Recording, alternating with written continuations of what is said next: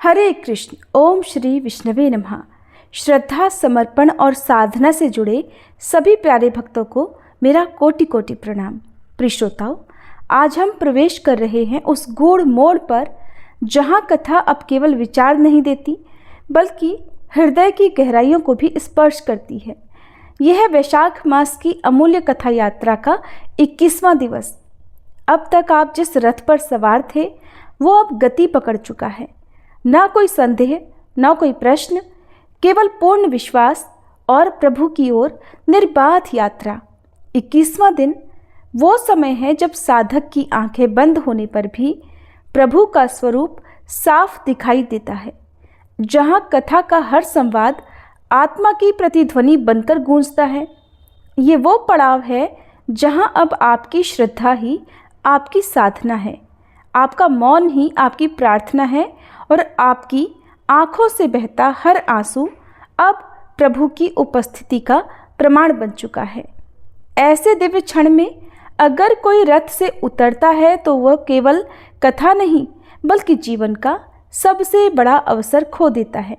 तो आइए विराट मौन में डूबकर इस 21वें दिन की गाथा को अपने हृदय की गहराई से आत्मसात करें।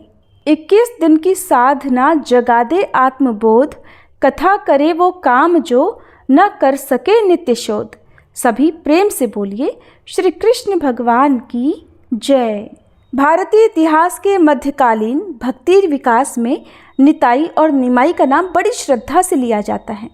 भगवत भक्ति के प्रचार से निताई और निमाई ने केवल वंग देश को ही नहीं बल्कि समस्त भारत को प्रभावित किया।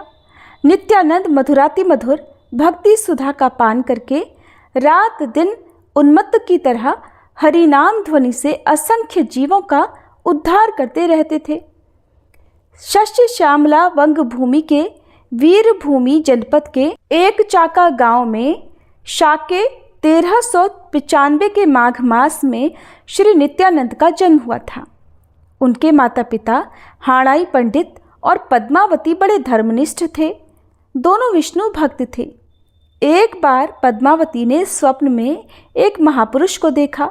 उन्होंने कहा कि तुम्हारे गर्भ से एक ऐसा पुत्र उत्पन्न होगा जो पापियों का उद्धार करेगा और नर नारियों को भक्ति का मार्ग दिखाएगा। नित्यानंद ने महापुरुष के कथन की सत्यता प्रमाणित कर दी। बचपन से ही नित्यानंद में अलौकिक पुरुष के लक्षण प्रकट होने लगे।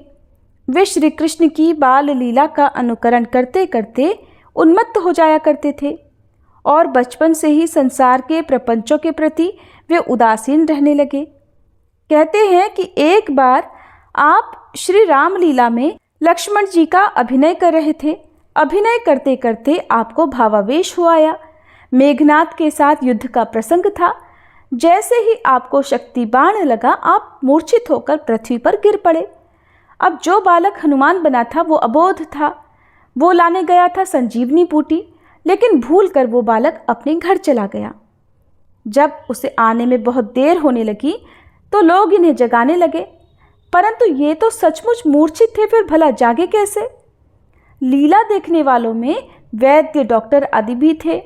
उन्होंने नाड़ी परीक्षण किया और लक्षण देखे तो चकित हो गए।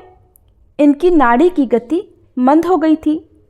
जीवन बचने के लक्षण भी कम होने लगे थे। और लोगों को जब चिकित्सकों की राय पता चली तो पूरे दर्शक समाज में खलबली मच गई। किसी ने इनके घर जाकर इनके माता पिता को सूचना दी। वे बेचारे भी रोते बिलखते दौड़ आए और इनकी दशा देखकर माथा पीट पीट कर विलाप करने लगे। इतने में जो बालक श्री राम जी का अभिनय करते हुए अपनी गोद में इनका सिर लेकर रुदन कर रहा था, उसे याद आया कि अभी तक हनुमान जी संजीवनी लेकर क्यों नहीं आए। फिर तो तुरंत श्री हनुमान जी का अभिनय करने वाले बालक को बुलवाया गया। वो संजीवनी लेकर आया और जैसे ही सुषेण बने बालक ने इन्हें संजीवनी सुखाई, ये तो तुरंत ही जय श्री राम कहते हुए चैतन्य हो गए। इस प्रकार लीला अभिनय में भी इनको भावावेश हो जाता था। तो फिर भगवान संकीर्तन के समय के भावावेश की तो बात ही क्या। एक बार उनके घर पर एक सन्यासी आए। निताई के स्वभाव और उनकी प्रतिभा पर आकृष्ट होकर उन्होंने उनको अपने साथ ले लिया और फिर निताई इस घटना के बाद कभी भी अपने घर नहीं लौटे। निताई ने तीर्थाटन आरंभ किया। अयोध्या हस्तिनापुर होते हुए वे ब्रज पहुँचे। इस तीर्थ यात्रा में उनकी श्री माधवेंद्रपुरी से भेंट हुई। दोनों प्रेम विह्वल होकर एक दूसरे से मिले।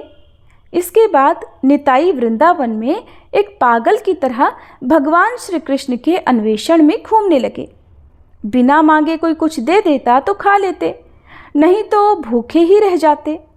महात्मा ईश्वरपुरी ने उनसे एक बार कहा, ठाकुर यहाँ क्या देखते हो? तुम्हारे श्री कृष्ण तो नवद्वीप में शची के घर पैदा हो गए हैं। फिर तो निताई नवद्वीप के लिए चल पड़े।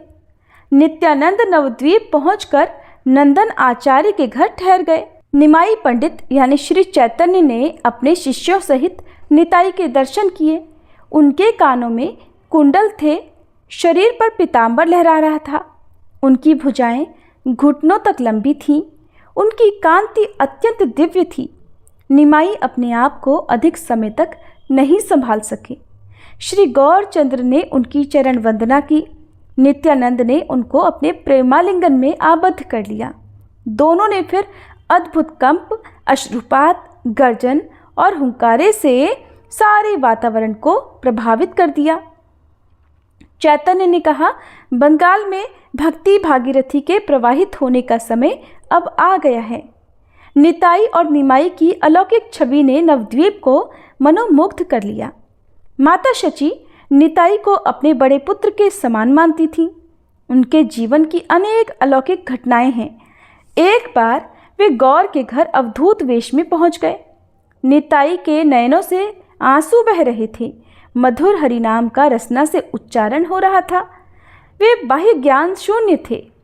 गौर ने माला पहनाकर उनका चरणामृत लिया। निताई चैतन्य के आदेश से नवद्वीप और उसके आसपास के स्थानों में हरिनाम का प्रचार करने लगे। जगाई मधाई सरीखे पातकियों के उद्धार में उन्होंने महान योगदान दिया। जगाई मधाई महान क्रूर कर्मा, पापाचार की पराकाष्ठा और साक्षात पाप रूप ही थे। कोई भी पातक, उपपातक या महापातक ऐसा नहीं था जो इनके द्वारा किया न जाता रहा हो। हालांकि इन्होंने ब्राह्मण वंश में जन्म लिया था, पर कर्म इनके ऐसे थे कि इनके सामने तो राक्षस भी लज्जित हो जाएं। नाम तो इनके जगन्नाथ और माधव यानी भगवान के पावन नाम थे, परंतु कर्म से ये हिरण्याक्ष और हिरण्यकशिपु ही थे। लूट, हत्या, मद्यपान और मांसाहार तथा परदाराभिगमन इनके नित्य कर्म थे। गौड़ देश के शासक की ओर से ये नदिया के कोतवाल बनाए गए थे। सदा डेरा तंबू लिए ये एक मोहल्ले से दूसरे मोहल्ले में दौरा किया करते थे और फिर जिस मोहल्ले में इनका डेरा पड़ जाता उस मोहल्ले के लोगों के तो प्राण सूख जाते। ऐसे नर पिशाचों पर एक दिन श्री नित्यानंद जी की दृष्टि पड़ी। वे श्री हरिदास जी के साथ नवद्वीप में श्री हरिनाम संकीर्तन का प्रचार प्रसार करने आए थे। उनके लिए महाप्रभु की आज्ञा थी कि पात्र अपात्र का ध्यान दिए बिना सभी को भगवान नाम का समान भाव से उपदेश देना है। नित्यानंद जी ने जिस समय जगाई मधाई को देखा उस समय वे दोनों मदिरा के मद में उन्मत्त होकर प्रलाप कर रहे थे।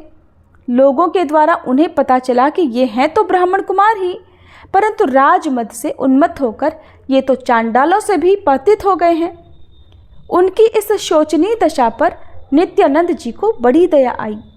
वे सोचने लगे कि जिन लोगों ने भगवान नाम का आश्रय ले रखा है उनको उपदेश देने से अधिक आवश्यकता ऐसे लोगों को उपदेश देना है जो भगवत विमुख हैं। किसी प्रकार इन लोगों का उद्धार तो होना ही चाहिए। हरिदास जी से और महाप्रभु के पास पहुंचने पर उनसे भी इन्होंने अपनी इच्छा बताई। प्रभु ने हंसते हुए कहा, जिन्हें आपके दर्शन हो चुके हैं और जिनके उद्धार की बात आपके मन में आ चुकी है, भला अब वो पापी कैसे रह सकते हैं? यानी कि उनका तो उद्धार होना ही है। महाप्रभु जी की ओर से नित्यानंद जी को जगाई और मधाई के उद्धार का संकेत मिल गया था। एक रात वे जानबूझकर उसी रास्ते से गए जिस रास्ते पर वे दोनों मदिरा पीकर बैठे हुए थे। निताई मधुर स्वर में संकीर्तन करते जा रहे थे। मधाई ने कई बार पूछा, कौन है?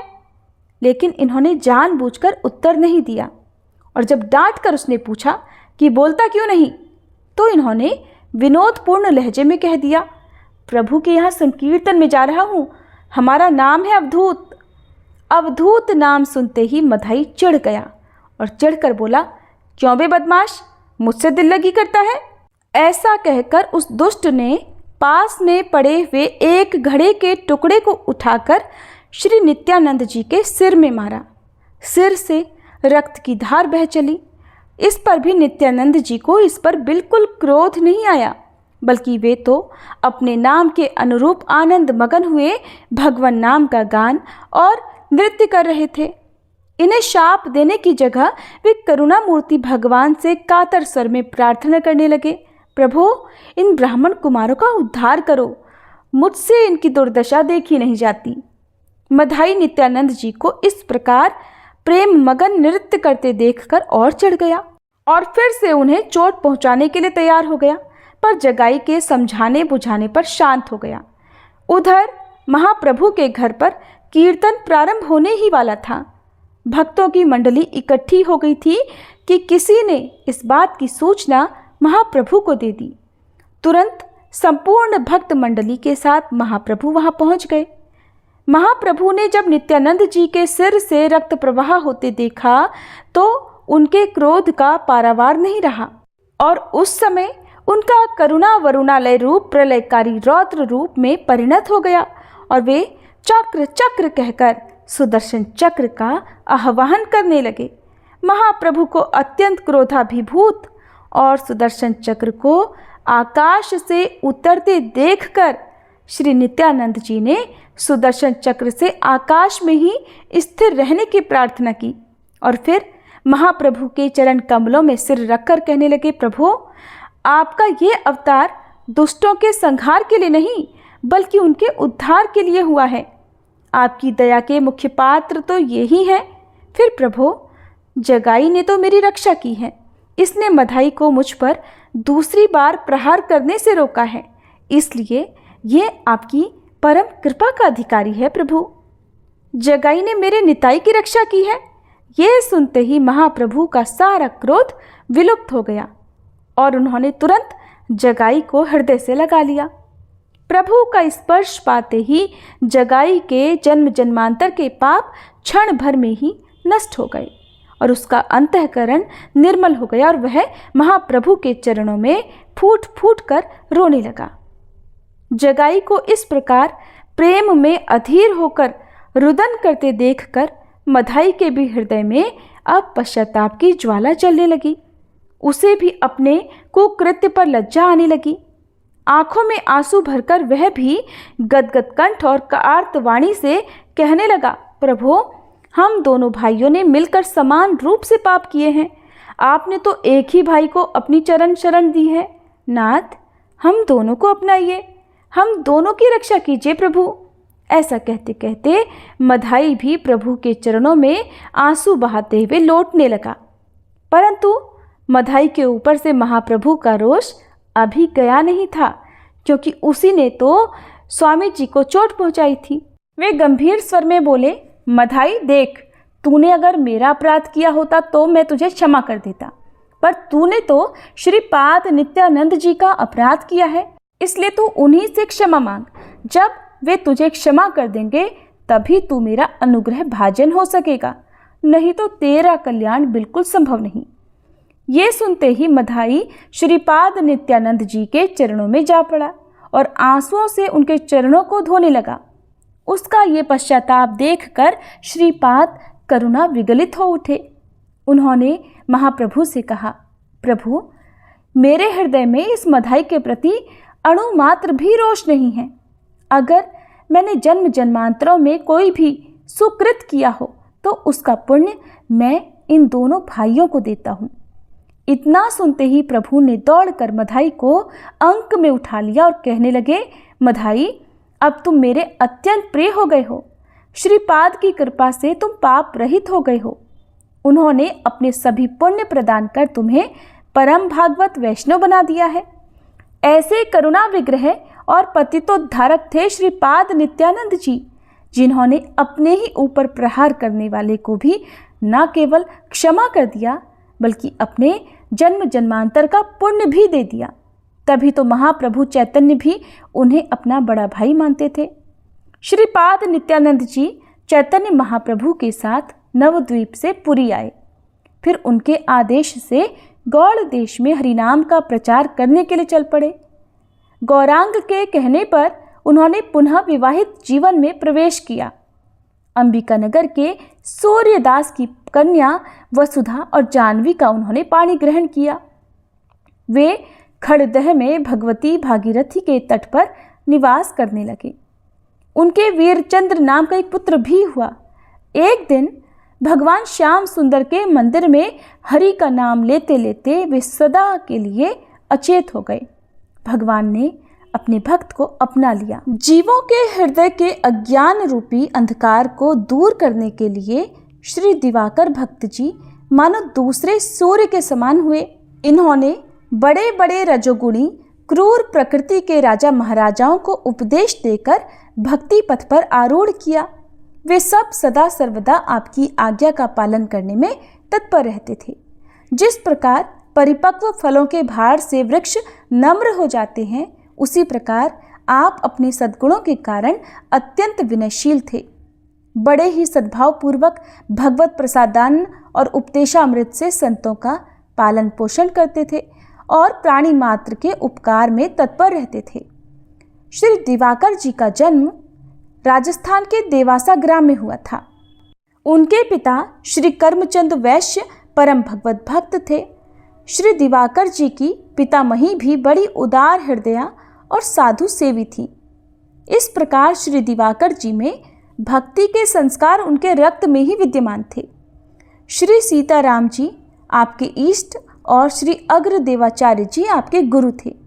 आपके जन्म के बाद ही आपके पिता श्री कर्मचंद्र जी ने गृहस्थ आश्रम का परित्याग कर श्री अनंतानंदाचार्य जी से विरक्त दीक्षा ले ली थी और अपना सारा जीवन भगवत भागवत सेवा में ही बिताया। इनके यहाँ संतों का आगमन प्रायः बना ही रहता था। श्री दिवाकर जी में श्री संत सेवा के प्रति बड़ी निष्ठा है। धीरे धीरे इनके यहाँ संत सेवा का कार्य तो बढ़ता गया, लेकिन वाणिज्य व्यापार की तरफ प्रवृत्ति घटती गई। फलस्वरूप धन का अभाव हो गया। फिर भी श्री दिवाकर जी की उदारता और साधु सेवा में कोई कमी नहीं आती थी।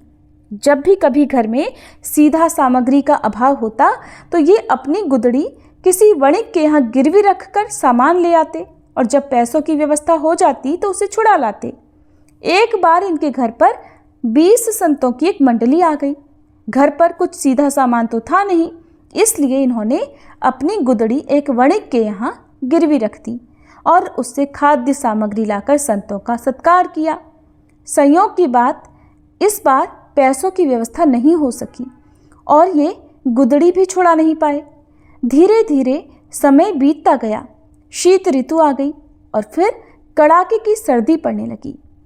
एक दिन ये सर्दी से कांपते हुए वणिक के यहाँ गए और उससे निवेदन किया कि भाई, मुझे शीत ऋतु भर के लिए गुदड़ी वापस कर दो। जैसे ही पैसों की व्यवस्था होगी मैं आपका कर्ज चुका दूंगा। लेकिन गुदड़ी वापस करने की कौन कहे, वणिक ने तो पैसों के बिना इनसे सीधे मुंह बात तक नहीं की। भगवत इच्छा समझकर ये वापस लौट आए। रात में मारे ठंड के इनके दांत किटकिटा रहे थे, इन्हें नींद नहीं आ रही थी, तो भी ये थरथर कांपते हुए बैठे बैठे भगवान नाम संकीर्तन करने लगे। भगवान से अपने भक्त का ये क्लेश देखा नहीं गया और वे खुद एक रजाई लेकर आए और चुपचाप इन्हें उड़ा दिया। दूसरे दिन वणिक ने जब इन्हें नई रजाई ओढ़े देखा तो क्रोध में भरकर बोला, मेरे पैसे तो दिए नहीं और ये अपने लिए नई रजाई बनवा ली। ऐसा कहकर उस निर्दयी वणिक ने इनकी वह रजाई छीन ली। अब रात में ये फिर से थरथर कांपते भगवान संकीर्तन करने लगे। ठंड के कारण नींद तो आ नहीं रही थी। भगवान फिर आए और एक नई रजाई ओढ़ाकर चले गए। अगले दिन फिर से वणिक ने इनके पास नई रजाई देखी तो वह आग बबूला हो गया और उसने ये रजाई कहाँ से आई ऐसा क्रोध करके पूछा तो इन्होंने सब कुछ सच सच बता दिया। भगवत कृपा का प्रत्यक्ष प्रमाण देखकर वह वणिक बहुत लज्जित हुआ और इनके चरणों में गिरकर बार बार क्षमा मांगी और उनकी गुदड़ी और रजाई लाकर वापस कर गया। धीरे धीरे ये चर्चा पूरे गांव में फैल गई। फिर क्या, गांव वालों ने इनका खूब सम्मान किया और सभी लोग इनके शिष्य बन गए। हरे कृष्ण। अब सुनिए वैशाख मास कथा का आज का अध्याय। एक बार की बात है, एक सेठ जी थे और एक गांव में रहा करते थे। भरा पूरा परिवार था। वो बहुत धनी थे। उनके 3 बेटे थे, लेकिन उनकी कोई भी बेटी नहीं थी। इस बात की कमी सेठ जी को बहुत खलती थी। कुछ समय बीता तो एक दिन सेठ जी की पत्नी का देहांत हो गया। समय का पहिया घूमता रहा। समय हुआ तो विवाह योग्य सभी बेटों का विवाह भी कर दिया गया। सेठ जी का अच्छा खासा कारोबार था। दिन भर सेठ जी के बेटे कारोबार संभालते और शाम होने पर अपने बच्चे और अपनी पत्नियों के साथ व्यस्त रहते। सेठ जी की सुनने वाला अब परिवार में कोई नहीं था। कोई भी ऐसा नहीं था जिससे सेठ जी अपने मन की बात कह सुन सके। सेठ जी को शुरू से ही इस बात का बड़ा अफसोस था कि उनकी कोई बेटी नहीं है और अब उनकी पत्नी भी उनके साथ नहीं थी। उनकी पत्नी भी अब उनका साथ छोड़कर जा चुकी थी। सेठ जी के मन में ये कसक और भी बढ़ने लगी कि उनकी कोई पुत्री क्यों नहीं है। एक दिन एक बहुत पहुंचे हुए महात्मा सेठ जी के घर पर आए और उन्हें दुखी देखकर पूछने लगे कि सेठ जी, क्या बात है? तुम्हें किस बात की परेशानी है? तुम इतना दुखी क्यों लग रहे हो? तब सेठ जी ने अपने दुख का कारण उन महात्मा को बताया कि महात्मा जी, मेरी कोई भी बेटी नहीं है। इस कारण से मुझे अपने जीवन में ये अभाव लगा रहता है और मुझे बड़ा अफसोस होता है, बहुत दुख होता है कि मेरी कोई बेटी क्यों नहीं है। अगर मेरी बेटी होती तो वो भी मेरा ध्यान रखती, मेरे मन की बात सुनती, मैं भी उससे अपने मन का बोझ कह सुनकर हल्का कर लिया करता। तब वो पहुंचे हुए महात्मा कहने लगे कि सेठ जी, तुम राधा रानी को ही अपनी बेटी मान लो। हमारे जीवन में जब जिस चीज़ की कमी होती है तो उसे भगवान ही तो पूरा करते हैं। अब भला बेटी ना होने के कारण तुम इतने परेशान हो। परेशान होने से क्या होगा भला? तुम राधा रानी को एक बार अपनी बेटी मान कर देखो और जब भी तुम्हारा मन चाहे, जब भी तुम उदास हुआ करो, अपने दिल की सारी बात राधा रानी से कर लिया करना और फिर तुम्हें ये अभाव कभी नहीं सताएगा कि तुम्हारी कोई बेटी क्यों नहीं है। महात्मा जी की ये बात सेठ जी को बड़ी अच्छी लगी और फिर उन्होंने ऐसा ही किया। खूब खुश होकर बाजार गए और वहां से राधा रानी की एक सुंदर सी मूर्ति खरीद कर ले आए। उन्हें पहनाने के लिए सुंदर सुंदर पोशाकें भी ले आए। हर दिन वो राधा रानी की मूर्ति को स्नान कराते और उनकी पोशाक बदलते, उनसे खूब सारी बातें करते और फिर हर दिन खुद भोजन करने से पहले राधा रानी को भोग लगाते। सोने से पहले ये उनका नियम बन गया था कि वो राधा रानी के साथ खूब बातें करते, दिन भर की बातें राधा रानी को सुनाया करते। ऐसा करते करते सेठ जी दिल से ही राधा रानी को अपनी बेटी मानने लगे और वो ये भूल ही गए कि उनकी कोई बेटी नहीं है और वे इस एक निर्जीव सी मूर्ति को ही अपनी बेटी मान बैठे हैं। लेकिन भक्ति में मगन सेठ जी को किसी भी बात का आभास नहीं था। उन्हें बस पता था तो ये कि उनकी एक बेटी है जिससे वो हर दिन खूब सारी बातें करते हैं। अब जब तक सेठ जी दिन भर राधा रानी से बात ना कर लें या उनकी पसंद का भोजन राधा रानी को ना खिला लें, उनका मन ही नहीं लगता था। जब तक वह उनसे बात नहीं कर लेते तब तक उनके मन को बड़ी बेचैनी रहती। बहुत सारी बातें करने के बाद, अपने दिल की सारी बातें कहने के बाद ही उनके मन को सुकून आया करता था। एक बार की बात है, सेठ जी के घर पर चूड़ी बेचने वाली एक मनिहारिन आया करती थी और सेठ जी की बहुएं उस मनिहारिन से खरीद कर चूड़ियाँ पहनती थी। एक दिन वह मनिहारिन चूड़ी बेचने के लिए सेठ जी के घर आई। तब उसने सेठ जी की तीनों बहुओं को उनकी पसंद की चूड़ियाँ पहनाई। मनिहारिन सेठ जी के घर पर बैठी हुई थी। सेठ जी की तीनों बहुएं तो चूड़ियाँ पहनकर चली गईं। उनके ही सामने एक छोटी सी कन्या आई और मनिहारिन से कहने लगी कि मुझे भी चूड़ियाँ पहना दो, खूब सारी रंग बिरंगी। चूड़ी वाली ने सोचा कि शायद सेठ जी के घर पर कोई मेहमान आया होगा, उन्हीं की ये कन्या होगी। तो उसने भी उस नन्ही बालिका को चूड़ियाँ पहना दी और उसके बाद वो चूड़ी वाली मनिहारिन सेठ जी से पैसे मांगने सेठ जी की दुकान पर पहुंच गई और कहने लगी कि मुझे चूड़ियों के पैसे दे दो। और उसने पहले से अधिक पैसे मांगे तो सेठ जी ने कहा, क्या बात है, तुम हर बार तो इतने रुपए की चूड़ियां पहना कर जाती हो, क्या अब तुम्हारी चूड़ियां महंगी हो गई हैं जो हर बार से अधिक रुपए मांग रही हो? तो मनिहारिन बोली कि नहीं सेठ जी, मैंने चूड़ियों का दाम तो नहीं बढ़ाया, हाँ लेकिन आज मैंने 3 लोगों को नहीं बल्कि 4 लोगों को चूड़ियां पहनाई हैं। सेठ जी ने सुना तो कहने लगे, अरे तुमसे कोई गलती होगी, मेरे घर पर तो चूड़ी पहनने के लिए सिर्फ 3 बहुएं हैं, ये लो तुम 3 बहुओं की चूड़ी के पैसे रखो। मनिहारिन भी कुछ नहीं बोली, सेठ जी से पैसे लेकर चुपचाप अपने घर आ गई। शाम हुई तो सेठ जी दुकान से अपने घर पर आए। आकर उन्होंने सबसे पहले राधा रानी को भोग लगाया और फिर हर बार की तरह दिन भर की सारी बातें राधा रानी से बताई और सो गए। उस रात सेठ जी के सपने में राधा रानी आ गई और बोली, बाबा आपने चूड़ी वाली को मेरी चूड़ी के पैसे क्यों नहीं दिए? जब आप मुझे अपनी बेटी मानते हो तो फिर बताओ मुझे कि आपने मेरी चूड़ी के पैसे मनिहारिन को क्यों नहीं दिए? ऐसा कहकर राधा रानी एक छोटी सी बेटी की तरह, लाडली बेटी की तरह सपने में रोने लगी। ये देखकर घबराहट के मारे सेठ जी की तो आंख खुल गई। अपनी लाडली बेटी को रोता देखकर सेठ जी भी रोने लगे। जब सुबह हुई तो भागे भागे मनिहारिन के घर गए और बहुत सारे सोने के सिक्के उसके पैरों में रख दिए और मनिहारिन से बोला कि बहन, तुम कल सच बोल रही थी कि तुमने कल 4 को ही चूड़ी पहनाई थी और मैंने तो श्री जी को अपनी बेटी माना है। तुम बहुत भाग्यशाली हो जिसको राधा रानी के दर्शन हुए हैं। अरे मैं तो इतने दिनों से उनके दर्शन को तड़प रहा हूँ और तुमने बस एक बार में ही उनके दर्शन कर लिए। ऐसा कहकर सेठ जी रोने लगे। फिर हाथ जोड़कर बोले, बहन तुम्हें चूड़ी का जो भी दाम चाहिए मुझसे मांग लो।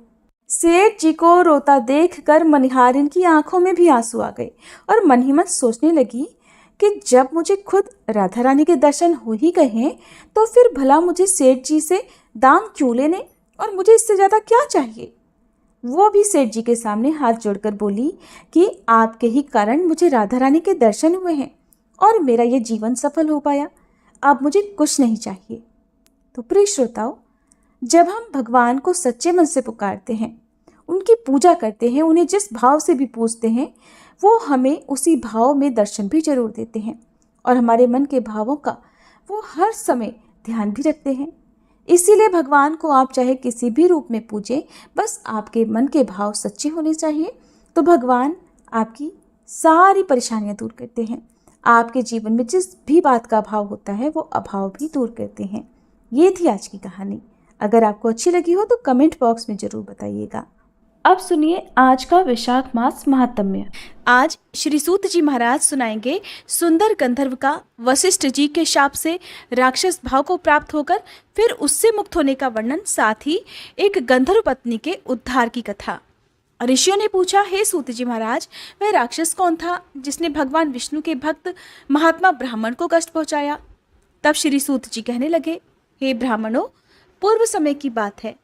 श्रीरंग क्षेत्र में जो बैकुंठ के सदृश भगवान विष्णु का विशाल मंदिर है, उसमें वशिष्ठ और अत्रि आदि महातेजस्वी मोक्ष के लिए वैष्णव भक्तों को अभय प्रदान करने वाले देवेश्वर श्री भगवान विष्णु की उपासना किया करते थे। एक दिन वीरबाहु का बलवान पुत्र सुंदर नाम वाला गंधर्व सैकड़ों स्त्रियों के साथ उस क्षेत्र में आया और एक जलाशय में निर्वस्त्र होकर निर्वस्त्र हुई युवतियों के साथ ही आनंद पूर्वक जल विहार करने लगा। उसी समय मध्याह्न संध्या करने के लिए मुनिवर वशिष्ठ जी अन्य महर्षियों के साथ श्रीरंग मंदिर से बाहर निकले और उसी जलाशय पर पहुंच गए। उन ऋषियों को देखकर वे सभी रमणियां भय से कातर होकर अपने अपने वस्त्र ओढ़कर बैठ गईं, परंतु साहसी सुंदर ज्यों का त्यों निर्वस्त्र ही खड़ा रहा। ये देखकर वशिष्ठ मुनि ने क्रोधित होकर उस निर्लज्ज को शाप दे डाला कि सुंदर गंधर्व, तूने हम लोगों को देखकर भी लज्जावश वस्त्र धारण नहीं किया, इसलिए तू शीघ्र ही राक्षस हो जा। महर्षि वशिष्ठ के ऐसा कहने पर उसकी स्त्रियां हाथ जोड़कर मुनि के चरणों में गिर पड़ी और भक्ति भाव से विनीत चित्त होकर कहने लगी, भगवान आप तो सभी धर्मों की ज्ञाता हैं, साक्षात ब्रह्मा जी के पुत्र हैं।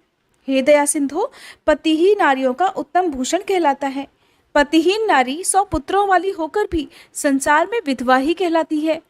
ऐसी नारियों का जन्म व्यर्थ समझा जाता है। इसलिए मुने, हमारे पति के ऊपर आप प्रसन्न हो जाइए।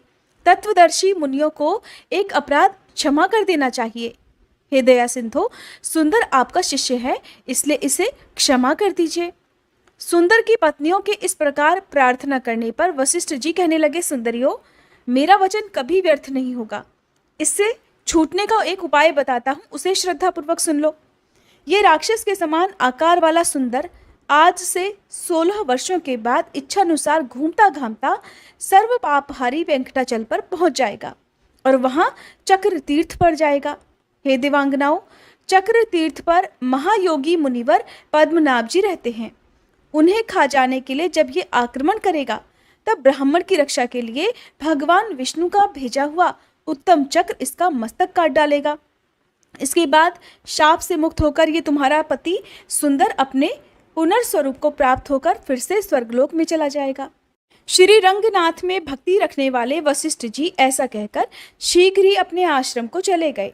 इसके बाद राक्षस रूप में बदला हुआ भयानक आकार वाला सुंदर गंधर्व इधर उधर घूमता हुआ गिरिश्रेष्ठ वेंकटाचल पर चला गया और चक्रतीर्थ पर भी जा पहुंचा। इसी भ्रमण में ही उसके 16 वर्ष बीत गए। इसके बाद चक्र तीर्थ निवासी पद्मनाभ को खा जाने के लिए ही उसने बड़े वेग से उन पर आक्रमण कर दिया। मुनि ने भगवान विष्णु की स्तुति की और भगवान ने राक्षस द्वारा पीड़ित पद्मनाभ की रक्षा करने के लिए अपने सुदर्शन चक्र को भेजा। इस प्रकार चक्र ने आकर उस राक्षस का मस्तक काट डाला। तब वह राक्षस अपना राक्षसी शरीर छोड़कर दिव्य देह धारण करके विमान पर जा बैठा। उस समय उसके ऊपर पुष्पों की वर्षा हो रही थी। उसने हाथ जोड़कर सुदर्शन को प्रणाम किया, फिर उन द्विज श्रेष्ठ पद्मनाभ को भी प्रणाम करके उनकी आज्ञा लेकर सुंदर गंधर्व स्वर्ग को चला गया। ब्राह्मणों, इस प्रकार मैंने उस राक्षस की उत्पत्ति का वृतांत और चक्रतीर्थ का पाप नाशक महात्म्य आप लोगों से बतलाया। इसे सुनकर मनुष्य सभी पापों से मुक्त हो जाता है। ब्राह्मणों, अब घोण तीर्थ का महात्म्य भी सुनो। महापापों में तत्पर चांडाल कुल में सबसे नीच क्रूर, कुल का नाश करने वाला, कष्टकारक, दान शून्य, सत्कर्म रहित, पशुघाती, परद्रोही, चुगलखोर, पाखंडी, झूठ बोलने वाला, मित्रद्रोही, भ्रूण हत्या करने वाला, पर स्त्रीगामी, स्वामी से द्रोह करने वाला, लालची, ठग, पितृघाती, देवताओं से विमुख, अपनी ही प्रशंसा करने वाला, अयोग्य पात्र के लिए व्यय करने वाला, धर्म में बाधा डालने वाला, अनुकूलता में अंतर डालने वाला, फल फूल और पल्लवों से युक्त वृक्ष को काटने वाला, विश्वासघाती, अग्निहोत्र का त्याग करने वाला, गुरुद्वेषी, पति पत्नी में वैर उत्पन्न करने वाला, गांव का अगुआ, देव मंदिर का अध्यक्ष, वेतन लेकर पढ़ाने वाला, कठोर कर्म करने वाला, पापों में स्वभावतः रत रहने वाला, अनजाने में या फिर जानबूझकर दुष्कर्म करने वाला, इन सभी प्रकार के पापियों को परम मनोहर घोण तीर्थ अपने में स्नान और जलपान आदि करने पर पवित्र कर देता है। इस विषय में अब एक प्राचीन इतिहास सुनाऊंगा जो सभी पापों का नाश करने वाला है। आप सब ध्यानपूर्वक सुनिए। पूर्व काल में महातेजस्वी गार्ग्य मुनि ने महात्मा देवल को नमस्कार करके कहा कि महाभाग, आप घोण तीर्थ के सर्व पापहारी शुभ महात्म्य का वर्णन कीजिए। तब देवल ने कहा, मुने, तुम्बुरु नामक गंधर्व अपनी पतिव्रता पत्नी को शाप देकर इस तीर्थ में स्नान करके दयानिधान वेंकटेश्वर की पूजा करने से पुनरावृत्ति रहित विष्णु धाम को प्राप्त हो गया था। वह वृतांत इस प्रकार है।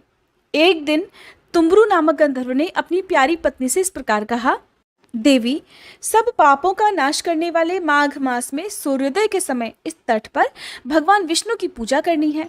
इसलिए गोबर से तुम इस भूमि को लीप दो और इस माघ मास में प्रतिदिन माधव के लिए दीप बत्ती बनाओ। भगवान के आगे भक्ति पूर्वक धूप समर्पित करो, पवित्र होकर भगवान के लिए रसोई तैयार करो और मेरे साथ रहकर परिक्रमा तथा नमस्कार आदि के द्वारा भक्ति पूर्वक भगवान की पूजा करो। नित्य प्रति आलस्य छोड़कर भगवान विष्णु की पुराण कथा सुनो। नित्य सवेरे स्नान करके यत्न पूर्वक श्री हरि का चरणोदक पान करो। श्री कृष्ण, श्री विष्णु, मुकुंद, नारायण, जनार्दन, अच्युत, अनंत और विश्वात्मन इत्यादि भगवान नामों का सदा कीर्तन किया करो और क्रोध तथा लोभ आदि का परित्याग करके व्रत नियमों का पालन करो। इससे तुम्हें भव बंधन से छुटकारा मिलेगा और सनातन विष्णु धाम की प्राप्ति होगी। स्वामी का ऐसा कथन सुनकर गंधर्व की उस प्यारी पत्नी ने क्रोधित होकर उत्तर दिया, आर्यपुत्र, माघ के महीने में तो बहुत सर्दी पड़ती है। उस समय प्रातःकाल जबकि सूर्य का तेज भी बहुत मंद रहता है, सूर्योदय काल में भला कोई कैसे स्नान करेगा? माघ में उस समय ठंड बहुत होती है, इसलिए आपके बताए हुए ये सब कार्य तो मुझसे बार बार नहीं हो सकेंगे। इसलिए प्रातःकाल में मैं आपके साथ स्नान नहीं करूंगी, क्योंकि अधिक सर्दी पड़ने से अगर मेरी मृत्यु हो गई तो उस समय आप तो मेरी रक्षा करेंगे नहीं। पत्नी की ये बात सुनकर तुम्बुरु ने सोचा कि धर्म विरुद्ध चलने वाले पुत्र को, अप्रिय वचन बोलने वाली पत्नी को और ब्राह्मण तथा ईश्वर को न मानने वाले राजा को तत्काल ही शाप के द्वारा दंड देना चाहिए। इस नीति के वचन का विचार करके गंधर्व ने अपनी सती पत्नी को इस प्रकार शाप दे डाला, अरे ओ मूर्ख, 100 पापों का नाश करने वाले परम पुण्यमय वेंकटाचल पर घोड़ तीर्थ के समीप जो पीपल का वृक्ष है, उसके खोखले में तू मेंढकी बन जा। पतिदेव की ये बात सुनकर वह गंधर्व वल्लभा उनके चरणों में गिर पड़ी और प्रार्थना करने लगी।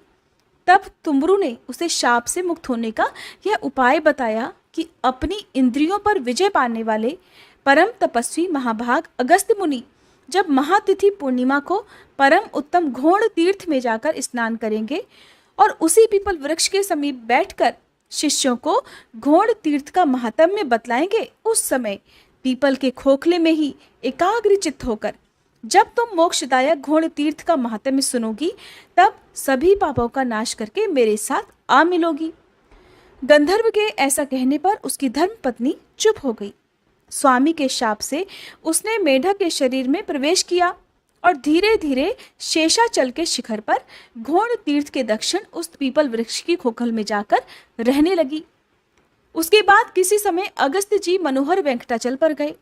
वहां उन्होंने नियम पूर्वक स्वामी तीर्थ में स्नान करके वराह स्वामी को नमस्कार किया।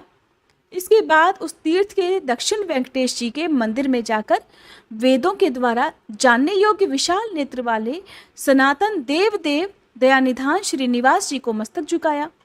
उसके बाद वे घोड़ तीर्थ में गए और वहां शिष्यों के साथ उस श्रेष्ठ तीर्थ में स्नान करके उसी पीपल वृक्ष की छाया में जा बैठे।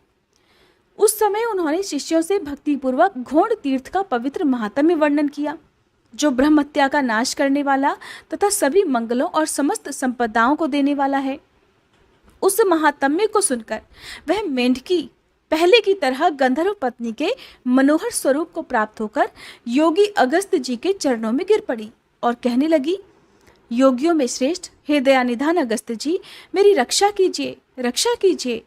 ब्राह्मण, मैं पति के वचनों का विरोध करने वाली स्त्री हूँ, दया करके आप मेरी रक्षा कीजिए। अगस्त्य जी बोले, देवी, तुम्हारे पति की बुद्धि बड़ी तीक्ष्ण है। उन्होंने जो रोष में आकर तुम्हें शाप दिया है, वह पति के वचनों का विरोध करने वाली तुम जैसी स्त्री के लिए उचित ही है। जो स्त्री पति के वचनों की अवहेलना करके अपनी इच्छा के अनुसार व्यवहार करती है, वह जब तक चंद्रमा और तारे रहते हैं तब तक घोर नरक में निवास करती है। स्त्रियों के लिए स्वतंत्रता उचित नहीं है, उन्हें पति की आज्ञा का उल्लंघन नहीं करना चाहिए। स्त्रियां पति की सेवा तथा पतिव्रत्य रूपी पुण्य से ही भगवान विष्णु के परम धाम में जाती हैं। स्त्रियों के लिए पति ही माता है, पति ही विष्णु है, पति ही ब्रह्मा है और पति ही शिव है, पति ही गुरु है तथा पति ही तीर्थ है, ऐसा विद्वान पुरुष मानते हैं। पति की बात टालकर जो स्त्री दूसरे पुण्यों में सदा लगी रहती है, वो भी शुद्ध नहीं होती। वही स्त्री जब पति की प्रेरणा के अनुसार चलती है, पति की बुद्धि के अधीन रहती है और पति के चरणार बिंदों के पवित्र जल से अपना अभिषेक करती है, तब भगवान को प्रिय होती है। इसलिए तुम्हारा किया हुआ दोष ही तुम्हें इस शाप के रूप में प्राप्त हुआ था। उसे यहाँ भोगकर घोड़ तीर्थ का महात्म्य सुनते सुनते तुम्हारी उस शाप से मुक्ति हो गई और पहले के समान तुम्हें सुंदर अंगों वाला नारी रूप फिर से प्राप्त हो गया। इसलिए विद्वान पुरुष घोड़ तीर्थ को परम पवित्र मानते हैं। जो मनुष्य सब पापों का नाश करने वाले इस इतिहास को सुनता है वह वाजपेयी यज्ञ का फल पाता है और उसे अंत में सनातन विष्णुलोक की प्राप्ति होती है। हरे कृष्ण। आज की कथाओं में बस इतना ही। इसके आगे की कथाएं आप सभी अगली वीडियो में जरूर सुनिएगा।